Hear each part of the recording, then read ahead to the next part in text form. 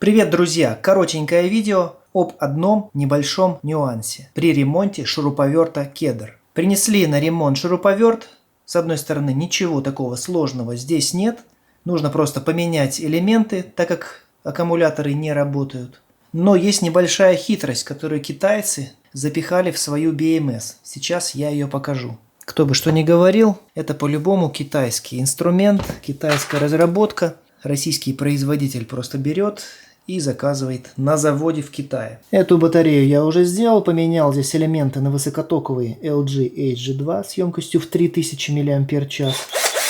Без проблем работает, но когда я только заменил элементы, столкнулся с тем, что BMS ушла в защиту. Ранее такого я не наблюдал у подобных шуруповертов. Было все нормально.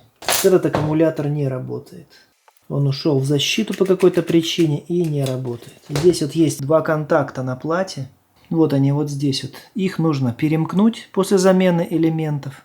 И BMS начинает работать после этого. Я поставил мультиметр в режим замера тока. По сути это перемычка сейчас. Перемкну этот контакт.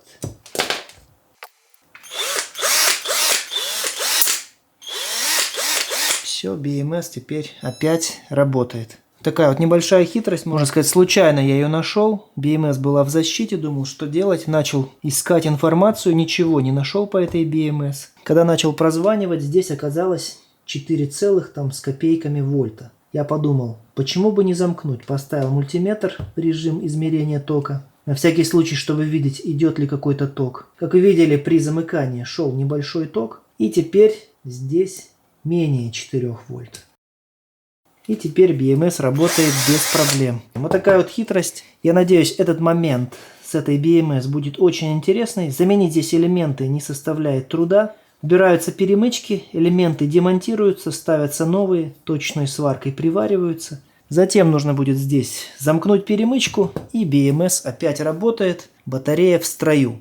Вот такое вот видео. Кому было полезным, ставьте лайки. Кому не полезно, дизлайки. Пишите обязательно комментарии. Делитесь этим видео в соцсетях. Таких инструментов довольно много на рынке. Скорее всего, есть проблема с ремонтом этих батарей, потому что в сети я ничего не нашел.